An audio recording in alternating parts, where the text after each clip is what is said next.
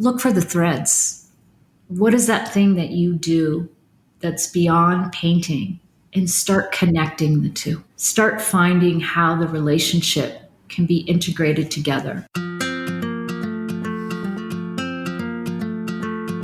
Happy New Year, everyone. I thought I would start this year off with a conversation with a Santa Fe-based artist.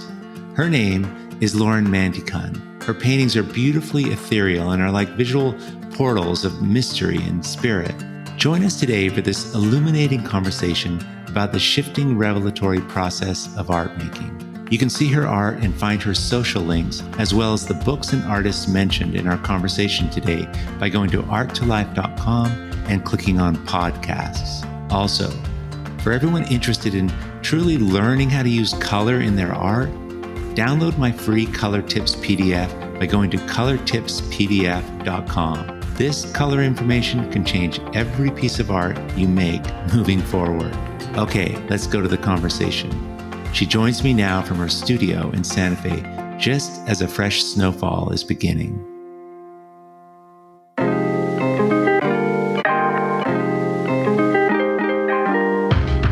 Welcome to Art2Life, a podcast for the creatively curious. My name is Nicholas Wilton, and each week I'll help you rediscover not just the art of your life, but the art in your life. Join me as we explore that perfect blue at twilight, the wild frontiers of art making, and the extraordinary joy of finding your way as you go.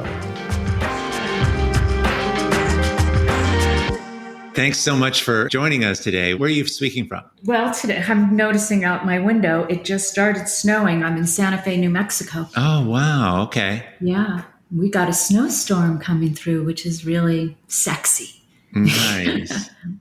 So I guess I wanted to just dive into your process of your art making more. I was just having this long conversation with some friends in a workshop, and we were talking about the damn mystery of this art making thing. And it was perfect because it's like, oh my God, I'm talking to Lauren. And I just think, you're the perfect person to talk about that. You talk about it, the way you work, the way the work comes together quickly, but sometimes slowly, and you don't know, but you seem to embrace all of it. And I just kind of want to get an overview of how you approach your work and how you think about it. So anywhere you want to start in any of this huge topic would be awesome. That is a huge topic. I consider myself actually a slow painter. I have had times in my life I've been a fast painter, but that just happens to be where I'm at now, because the making of work is like a making of a life, and it's an ebb and flow. It is not a trajectory of I have reached it and here I go on my pinnacle forever. Having made work about 3 decades now, and you talk about the mysteries of life, I would gather that I'm very much a contemplative. I'm interested in philosophy and spirituality, and in many ways, I have this, what's the word I'm looking for? Maybe a love affair with the romantics. Like if we were in the era of new romanticism, that would suit me very well. 18th century, early 19th century, Ralph Waldo Emerson, William Turner, and the mystery of sort of atmospheric space that moves from one dimension to another. I'm a huge fan of Rudolf Steiner and his spirituality. And I think that especially when I was in graduate school in the 1990s, it was very much about, we are now in a postmodern era, or not even knowing what going into postmodernism looks like. And it was conceptual.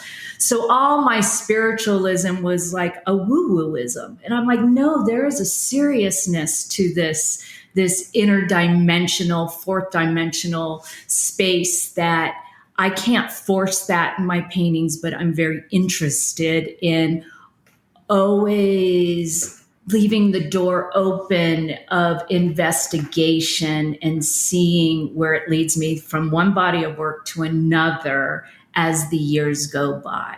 Always, it's not like I abandon, I'm going to make work like this now. It always has that tinge of, what does it mean to enter into a portal of mystery, kind of spiritualism through atmosphere? And right now, my work is sort of investigating more of a earth plane of geometrical shapes in integration with that. And it hasn't completely resolved itself because I'm in it as a study. Yeah, you kind of gain, at least for myself, I learn more by looking back at what I've done. Even when I'm in it, I don't entirely know. I get some information, but it's always later. And in fact, when I look back, it almost seems it's like, why didn't I see this? It was so obvious, but it is a mystery when you're in it in a way. I know exactly what you mean. And it's to talk about it when you're in it sometimes takes away the magic of it. But I have noticed if I was to do a lecture, let's say, of my work, and then I get to what I'm working on now, and I'm like, and then a year will go by and I see the dots. I'm like, oh, it's the puzzle that gets put together. And I think when I get in the most trouble, Nick, is when I feel like I'm in a stuck zone and I go back to successful pieces I made in the past and try to do them now. And trouble, and I will say, I can say this out loud, and it doesn't mean I won't do it again either. Yes, right. Because I forget so easily. Well, we want certainty, and I think it's just human nature to go for that safe thing, especially in the face of being completely adrift, But I noticed that having the bigger feeling of loss in the beginning almost portends a better work eventually, like you've taken a big bite of something. Yeah, it's sort of like when I see, because I mentor as well, moving from I made this small piece and I want to do it big, and then I'll watch them start going big, and I'm like, whole different experience. One is in your head, small, the other one is more somatic, and you've got to allow for that transition, just like moving from the age 6 to 10. Yeah. That's beautiful. Yeah, that's interesting how you almost have to grow into it a little bit to expect it's such a different challenge to just scale up instantly and to think that you can do that. I mean, I'm thinking of my own work where, oh my God, I had such a good concept or a good idea, and I knew it intimately at a small scale, but then going big was like a really big, low energy, weak painting. There's nothing more depressing than a weak painting at scale, I know. And then I can overwork those big paintings. Oh, and it's interesting that like what's behind me, what I've been working on, this is small. I was working pretty darn big for, I don't know, the last 5 years, like 96 by 48. And then last year, I took on a project. I was in a show on the East Coast, a group show of 5 people, where it was called Exhale. And so I took on it took up my whole 2 of my big studio walls, 13 feet by 6 feet. And when I was done with those, Nick, I'm like, never again. Never again. One, I felt like I was moving into the foray of like muralism, and I don't make murals. Right. So I sent those pieces off feeling like, okay, they're, yeah. Yeah. So just for all the folks listening, I mean, can you give us a short sort of understanding of what your work's about? I mean, there's a process is a huge part of it, but what are you after here in your work? Poetry. I mean, that's a really short word. So it's hit and miss. I make a lot of pieces before I hit the mark. I am interested in that in-between state of life and death. We can't see it, but we know it exists. There might even be a fourth dimension being time. And now we have quantum physics that gives us wonderful information, like Brian Greene's work, The Elegant Universe, that talks about quantum physics. I'm not into numbers, but I am into the poetry when something moves you through atmosphere, time, and space. And it's a tall order, but I keep going back for that. I just keep going back. For a while, I would have metaphors that would start coming in. Vessels were visiting. And I thought of those vessels of that journey between I am in my physical space versus not in a physical space. I've had a lifetime where I've made peace with it, but people that have been close to me or who I have known in my life that cross over, they come and visit me before they die. That's just the reality. That's just what part of my makeup is in this world. And I was scared of it when I was younger, and I thought, this can't be. And now that I've gotten older, I realize a lot of my work is working through that empathic, intuitive, and intuitive is not even the right word. It's the empathic space of, for some reason, I can have one foot in two dimensions, not on command, never on command. It comes through dreams usually. And I have sometimes these prophetic dreams, and I realize it's a gift, and it can also be a curse.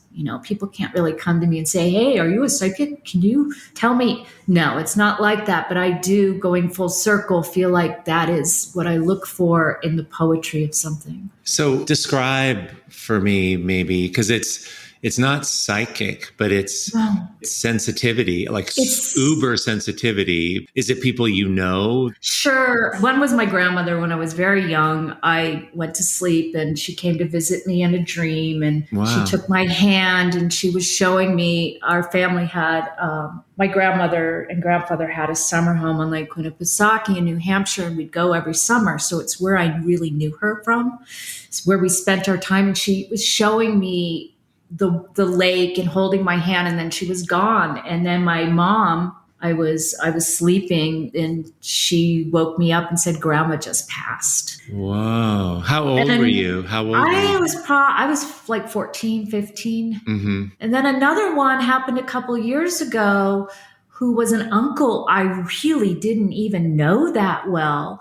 And I dreamed he was standing at the edge of my bed, and I woke up and I was telling someone about this, and I was like, yeah, I had this dream about my uncle. Very odd. And I was telling this person about just, my experience of knowing him when I was a kid.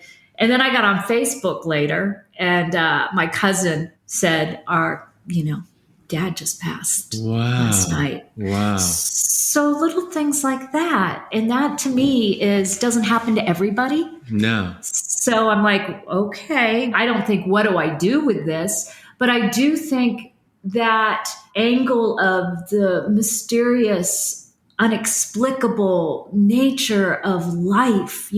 Sometimes when you're in nature and you can almost feel the cathedral and holiness of it. It's not religion, but holiness. It's a reverence. And I have a reverence to the painting practice when I'm on point, Nick. When I'm not on point, I'm frustrated, I'm painting, I'm like under the gun for a show, and that's when I go back to, what did I do that worked so well? Yeah. But you can't recapture that because it comes through. Like, I can imagine writers that I go back to, Ralph Waldo Emerson, and the beauty and the he came up with transcendentalism, and what Mary Oliver does, or I love Mark Nepo. I have a real affinity for the writings of Mark Nepo, who is also a spiritual teacher. Yeah. So the word threshold comes to mind, like, a crossing over. You witness this with people, and you say your work's connected to this. It wants to be connected. It strives. Well, striving is even the wrong word. I like to think of it as a feminine receptor as opposed to the forced will. And when I have those moments of grace where I'm a feminine receptor, something can come through. But mostly I spend many hours struggling with the will in the construction of a painting, because we know the elements of what works together, what's making a composition work. Something starts coming through, it's not working. But it's putting in your 10,000 hours. You can't force this, but over time you remember it. It gets into your body, into your DNA and your cells. And, that's when you are painting from a place of being able to just trust. Yeah. But you got to have some technique under your belt to do that.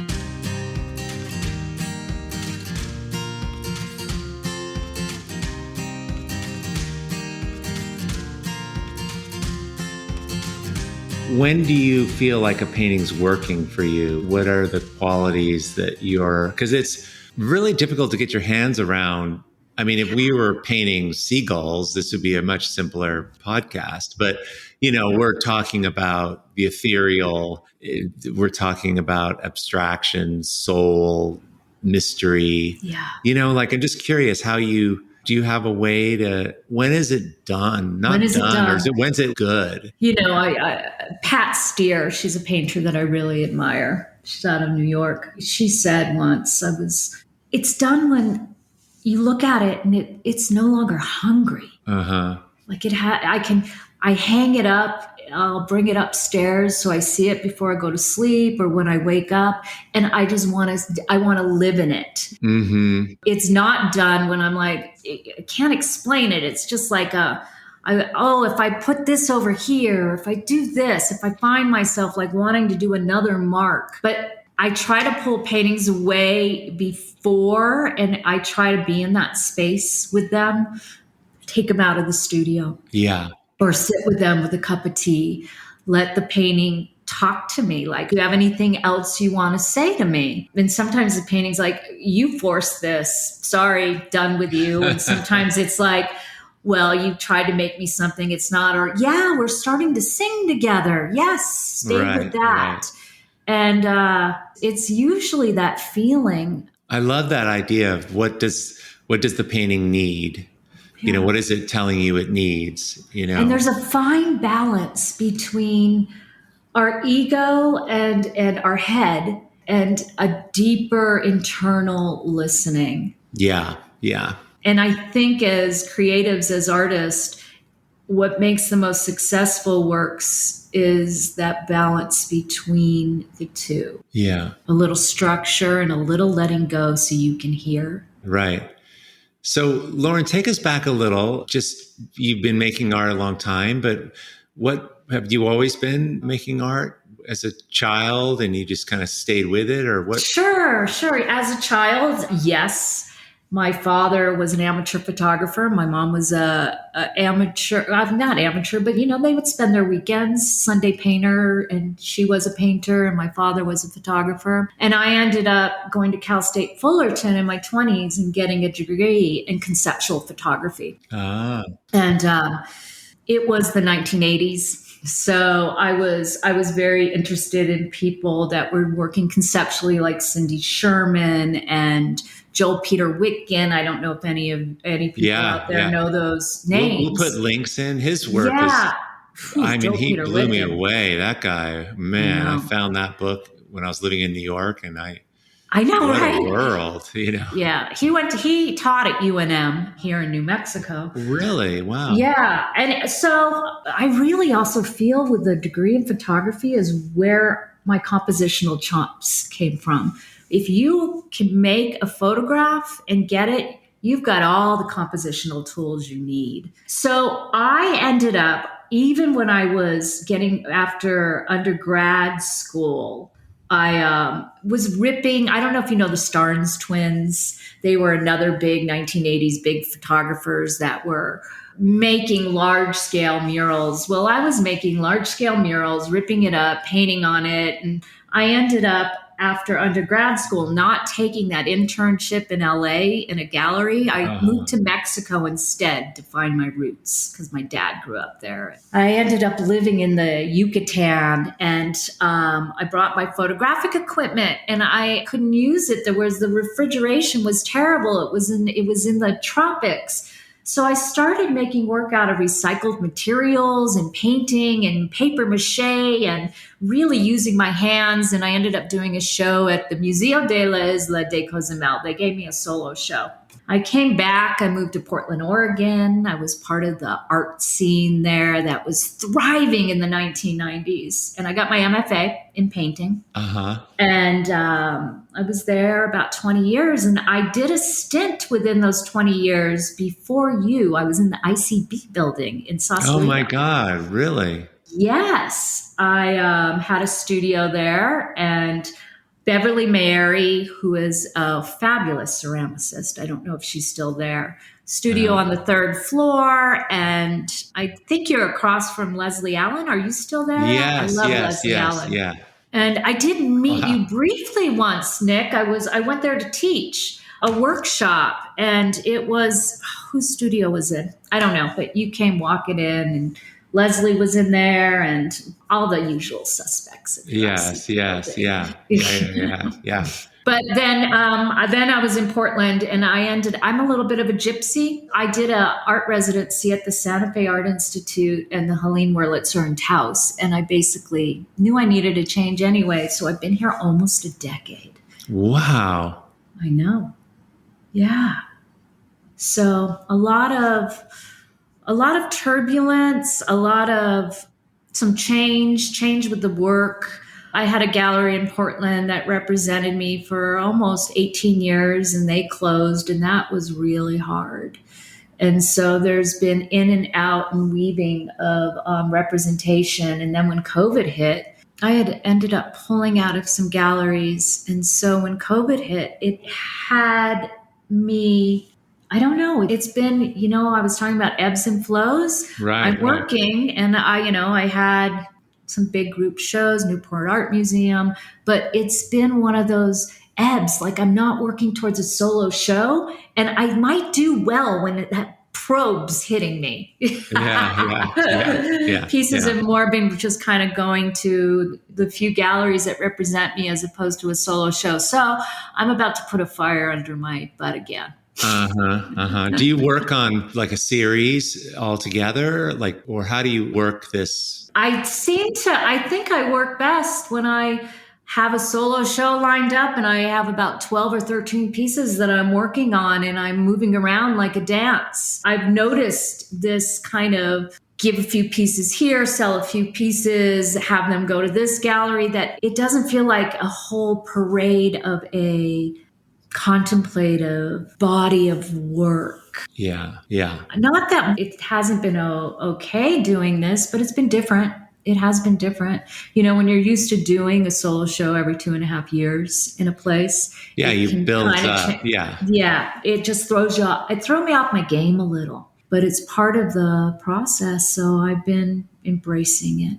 Yeah. It's funny how, the art making, it's so unpredictable that it really helps to have some things be predictable.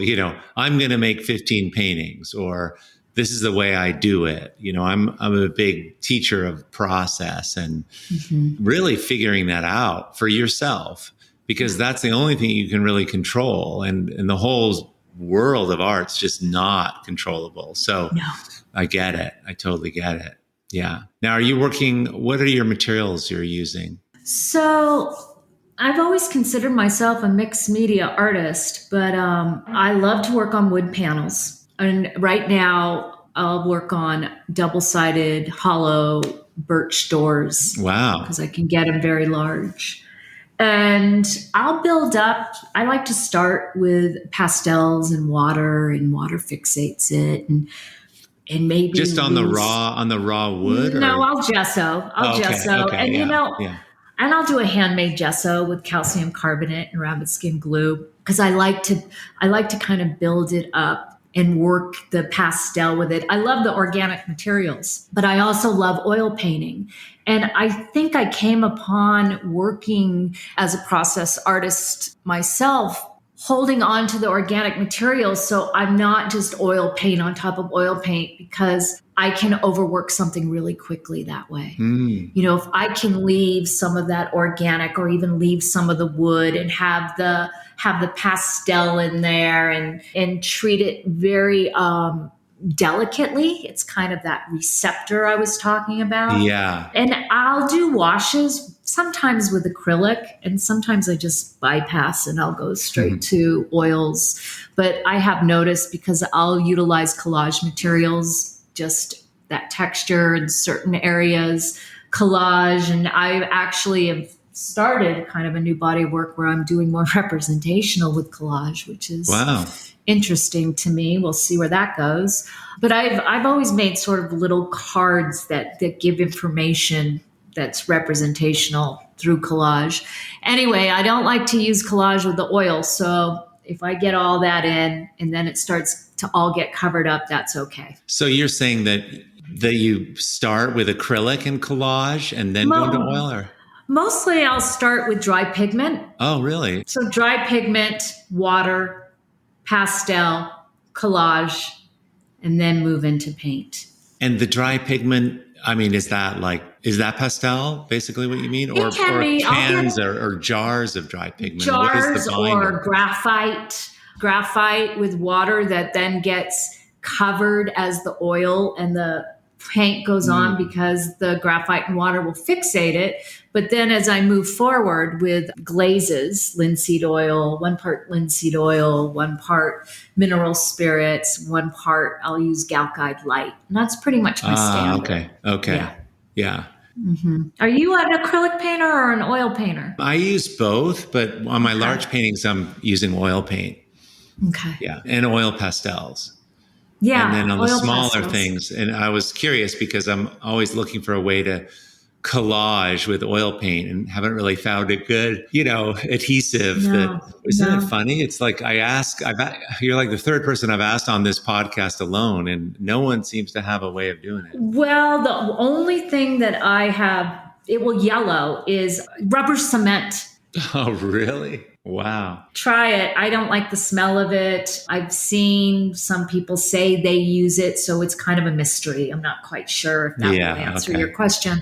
And, some people say they can do it with cold wax, but I've never been that successful. It pulls up, the cold wax medium using. Me too. It does not permanent. Yeah. It doesn't feel like it's sustainable. And so I'll just use the acrylic and once the oil goes down, that's how I've treated it. Yeah.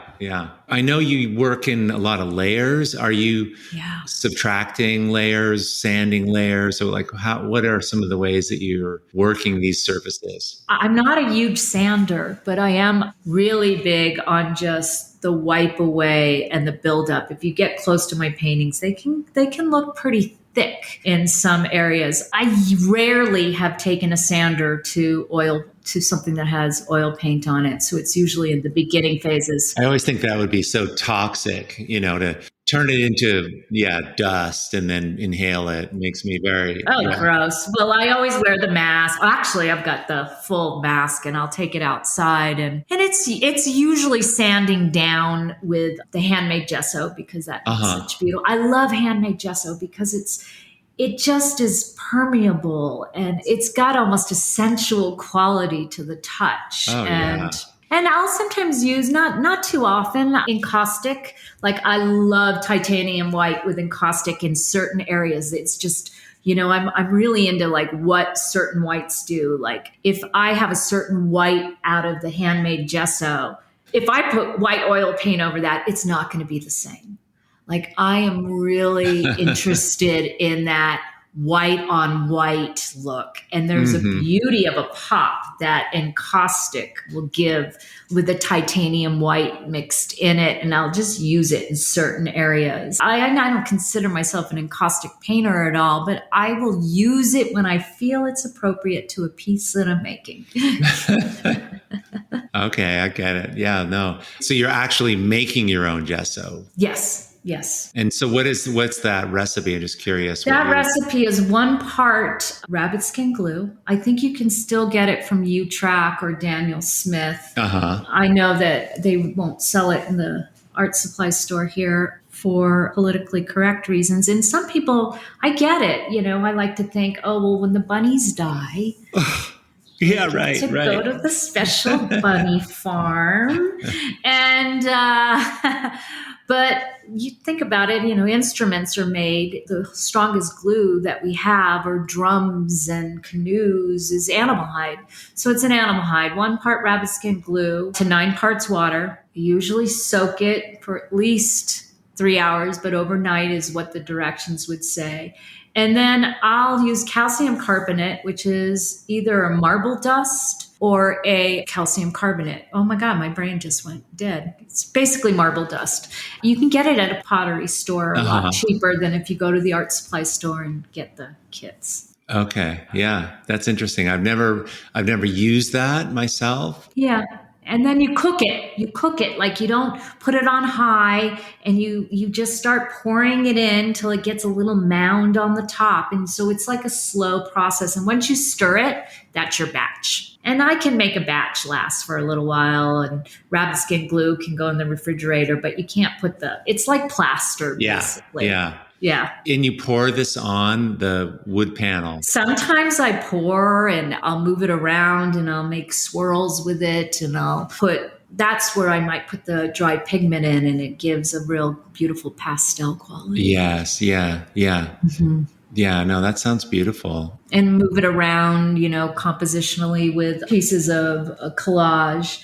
And sometimes just collage alone, and that I've had some finished paintings that way.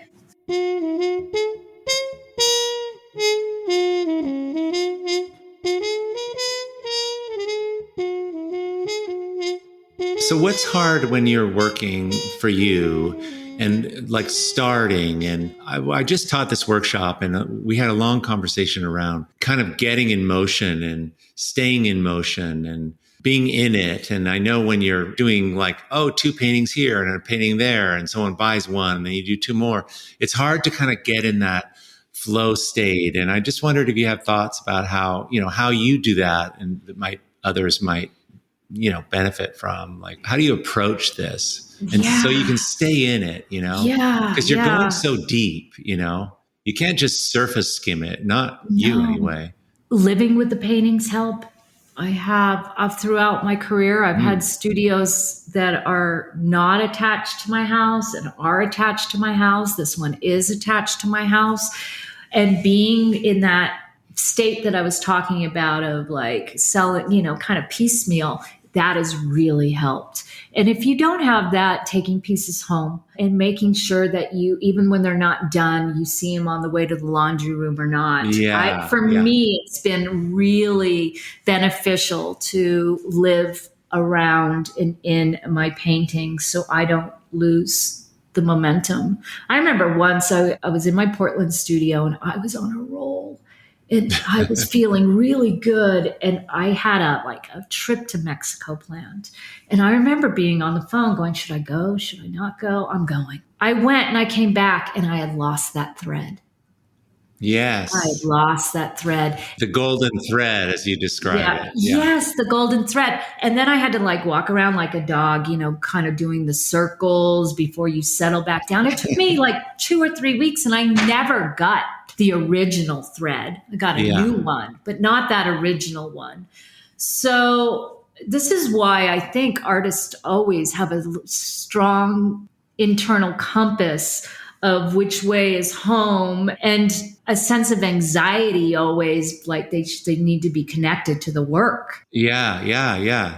I think what I've discovered, and I'm curious if you think this, that I can spend 5 minutes a day on a sketchbook doing a thing, which I kind of do now. And if I'm not even painting, it keeps me so connected. It's amazing. Just a little bit can really, really help with that complete getting lost thing that happens. Do you think that is a really great way of putting it, that sketchbook? It's not done, but I've been working on a book. And it's a whole different process. It's a transformational nonfiction. So it's just a literary thing. It's not a picture book. No, it's not a picture book. It's about my process, basically. It's part memoir and part teaching, like what I offer in my practice. And it changed. It was memoir, and then it went back to teaching memoir, and then but anyway, where I'm going with this is the regime of writing became beautiful and serious. But I lost my connector to my studio for a while. Because you were on a laptop writing. You mean? I was on a laptop. Even I gained weight. Oh my God! Right. Because I'm moving. I make these big pieces, and I remember when I'm like, okay, I'm putting this down for a while, and I got back into the studio. It was like, this is why I'm a painter. Like my whole visceral experience was, I've always painted. Right, every year I'm producing work. For the first time, I think in ever, I got like from a different perspective, the abstract language and a new appreciation of what it means to be in the intelligence of that abstract language of letting go. Because writing is different. I was using a different part of my brain, and it was such a relief. Yes, you have so much freedom. Just different. Yes, I think I write the way I paint, but it really creates a messy thing. And then there's all this refinement. Yes. But literally, I've got the same thing. I can't even track spelling, punctuation. I mean, it's really a crude thing that I make. Yeah. Well, writing a book has really become realizing I write like I paint, which is also very messy. Yes, yeah. I think we share that. But I love both. And I remember someone said, well, why don't you have your painting in the morning and then writing in the afternoon? I'm like, I don't work like that. I really don't. So when do you work? When do you find the best time to work? Because I definitely work better in the morning, but do you just paint at any time, or what? How do you? As I get older, everything is better in the morning. I was one of those that would stay up late, especially in our Portland art scene studios. We'd be drinking bottles of wine and painting, and those days are gone. I work best in the morning, but I also I love the ritual of routine of having really quiet time in the morning. I don't plan meetings or try to answer emails or do anything like that. I mean, this, Nick, we live in such a different world now where as artists, we have been, forced isn't the word, but when you want to go with the flow of change and progression in this world, as artists, this last decade, we all have to wear a completely different marketing hat. Yes. And it's like, there's some days I'm like, I did not sign up for this. I did not sign up to be a social influencer or a branding influencer. I mean, I like it, but when I get off balance, I'm not a happy painter. No. So how do you manage that? You talk a lot about your work and you're sharing with others about process. And for me, it comes out of my art. If I'm not making art, I don't have anything to say. Yeah. But when I am, I have more to say, and I just kind of go for it. But how about you? Absolutely. Same. I always knew I wanted to teach. I mean, I taught my first art workshop at the age of 21 in the back of a New Age bookstore in Southern California. Nice. But when I am only painting, I can become a little debaucherized, like going to the grocery store with paint all over me and just really that kind of thing. And when if I get off balance and I'm just teaching, it's like I can not have the flow and the excitement and the passion. Yeah. It's really about, and this has been new. This is new for me in stating this out loud anyway, is realizing how in my head I am of got to do this, got to do that, this teach, this, that dropping back down into my heart and even staying there in my mentoring teaching practice just as much, because they'll just get who I am, in my transparency, even my frustration and my honesty. And I mean, I taught in academia for years and years. I was never tenure. I was always adjunct in certain universities. And I think just doing that for as long as I did and just knowing I have that, I'm moving along with my own teaching practice of what interests me in spirituality and the depth of the soul, and as opposed to a whole bunch of techniques. So it becomes more Yeah. structure and release. Give a little structure of the individual, really interested in the individual, and then the release of that receptive that I'm talking about. Otherwise, I'm not happy. And I got to do what makes me happy. Right. And I love being with people. And I love that aspect, like I said. I think you might share the same thing a little bit, how it is for you, because you're also a serious, very serious in your painting practice and serious in your teaching practice. Yeah, it's interesting. It kind of goes together oddly.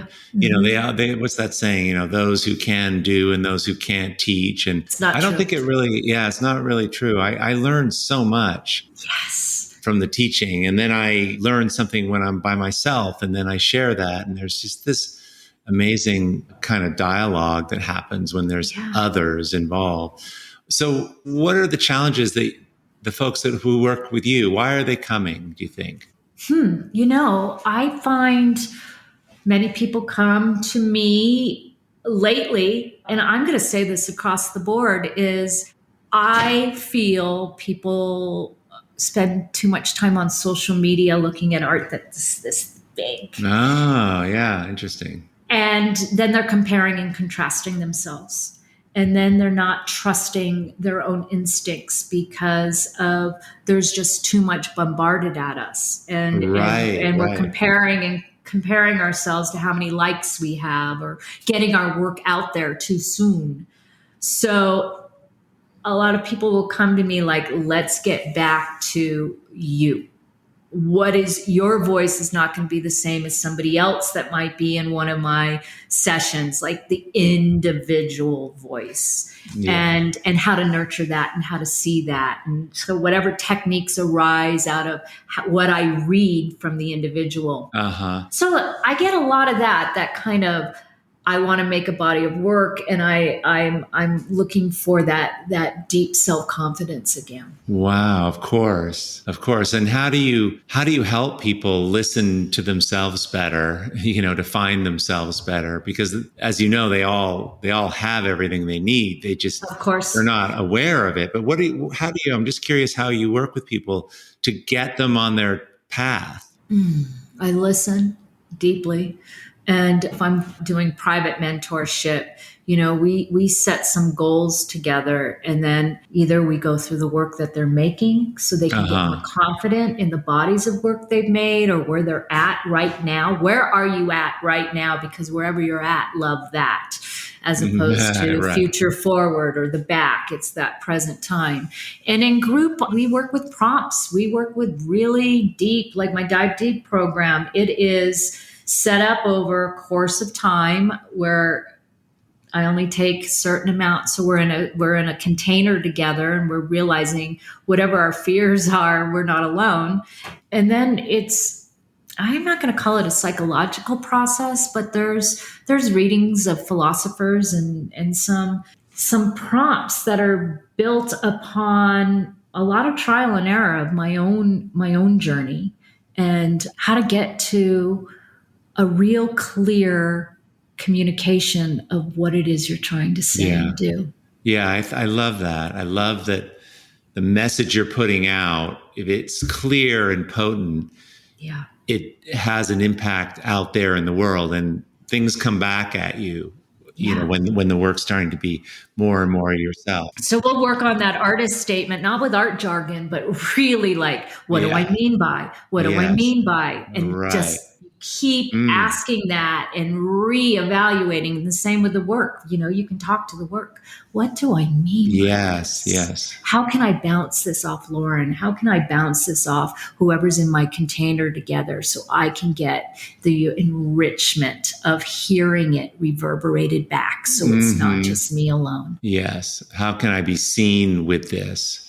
Because it's so difficult. I mean, artists are making things and they're trying to make things, and there's that result, but there's also this bigger idea of that you don't even entirely understand, but where you're going and why you're making this. And that's super elusive and super big. So I think there's something to trying to talk about it, and I mean, poetry is a really good way to talk about it, just metaphorically. Even prompts from poetry, you pick one line and then you decipher, why did I pick this line? Now, how do I make a painting about this line? I mean, it can go on and on, endless. Right. But the thing is if we're making work and then we're kind of new to the process and then we just throw it out there to see what sticks on social media, that is a recipe for trouble. That's what we talked about at the beginning. Then you've got that can of, somebody liked this. Let me hold on to this. And maybe you might even get good at making that.